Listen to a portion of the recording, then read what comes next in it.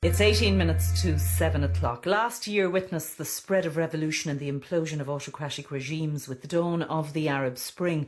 While recalcitrant rulers once dominated the region, the demand for change and reform has challenged the status quo throughout the Middle East. It's now 1 year since demonstrations began in Benghazi, Libya, against the idiosyncratic rule of Muammar Gaddafi. The colonel may be no more, but the transition to a peaceful and stable society in Libya is far from certain. To discuss the latest developments in Libya and also the original states of the Arab Spring, I'm now joined on the line by Professor Rosemary Hollis, Middle East Policy Studies in City of London University, and also by Nabila Ramdani, a freelance journalist specialising in the Arab world. And to come to you first, Nabila, I suppose one measurement, and it is an important measurement when we look at Libya, is are the people of Libya better or worse off today than they were a year ago when these protests started in Benghazi and led eventually to the demise of Muammar Gaddafi?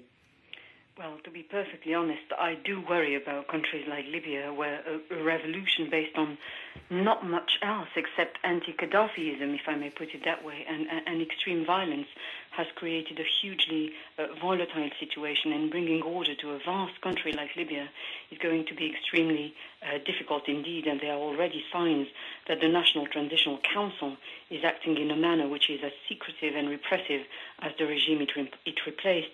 And to give you an idea of the differences and rivalries between the factions and the militias which have come to the fore very forcefully after the demise of Gaddafi, if you take a city like Misrata alone, you have 250 different militias fighting each other.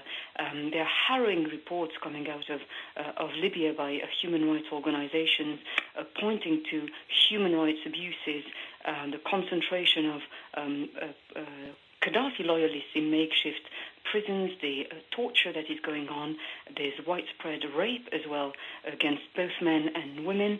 Of course, migrant workers are treated in an appalling manner as well. An organization like Médecins Sans Frontières, for example, has pulled out of Libya, saying that they were asked to fix, if I may say so, prisoners in between sessions of torture. So it is rather bleak at the moment in Libya, and I'm very pessimistic on the very short term. Hopefully on the long term the situation will calm down, but there's no guarantee that the country will remain united at all. Rosemary Hollis, would you share that bleak and pessimistic assessment we've just had from Nabila? It's difficult to contradict it, absolutely. I think what we're seeing here is the consequences of decades of a dictatorship which was highly idiosyncratic and by definition refused to put in place institutions and procedures that would allow for both transparency and accountability of any government to the people. And by contrast, what we see in Tunisia is that they've moved rapidly to elections and have a new government in place, which does face difficulties, especially on the economic front, but is nonetheless expressive of the wishes of the people. Whereas in Libya, there's a kind of limbo in which people are resorting to looking after themselves first and doing so by brutal means, and there is no overweening force or no holding force that can take the country smoothly through transition. Is that also, Rosemary, because there is no institutional memory in Libya of structure?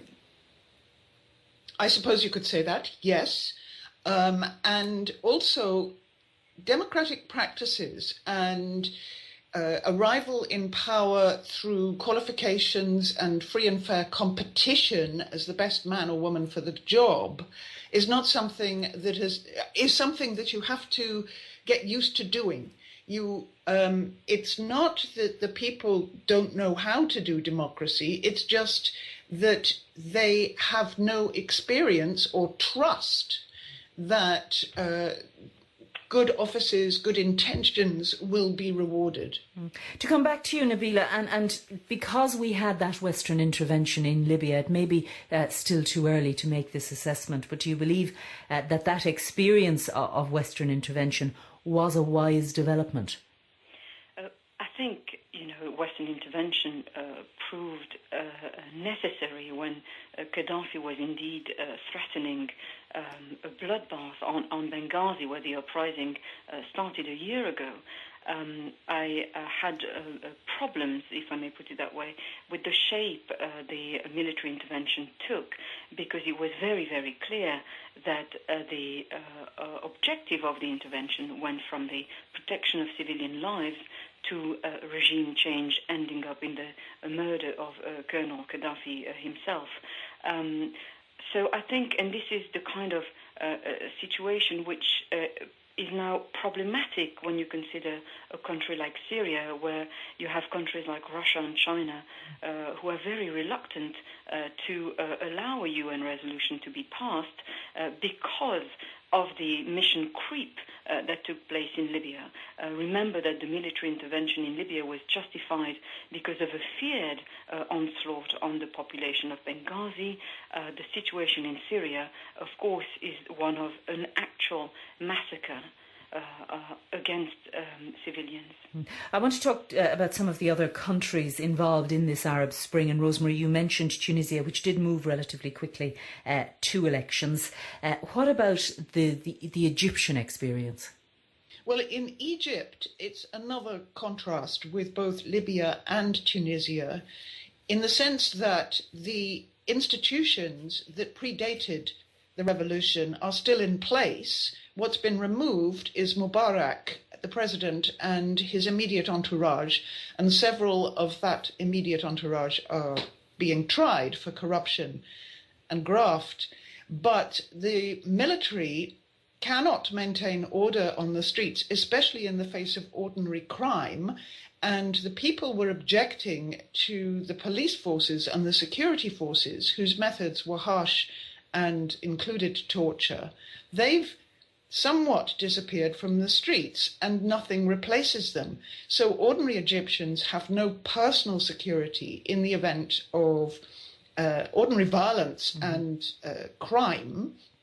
And whilst they're going through this transition, yes, they've had elections to an assembly, but not until there's an election for a president and then a committee put in place that will devise a new constitution is it possible for the rule of law to prevail overall. And there will no doubt be new laws that the Parliament will want to have a larger say in legislating.